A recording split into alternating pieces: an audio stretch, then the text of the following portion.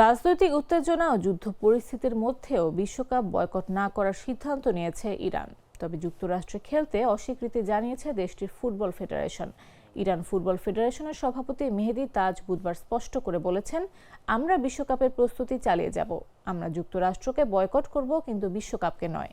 আগামী football FIFA বিশ্বকাপ অনুষ্ঠিত হবে যুক্তরাষ্ট্র, মেক্সিকো ও কানাডায় যৌথভাবে। তবে ফেব্রুয়ারির শেষ দিকে যুক্তরাষ্ট্র ইসরায়েলের ইরানে বিমান হামলার পর থেকেই দেশটির অংশগ্রহণ নিয়ে অনিশ্চয়তা তৈরি হয়েছে।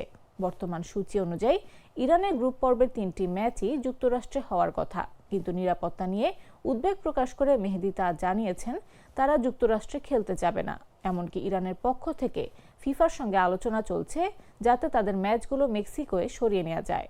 এর আগে যুক্তরাষ্ট্রের প্রেসিডেন্ট ডোনাল্ড ট্রাম্প মন্তব্য করেছিলেন, ইরানের জন্য যুক্তরাষ্ট্রে খেলা নিরাপদ নাও হতে পারে। এই মন্তব্যের পরেই ইরানের অবস্থান আরও কঠোর হয়।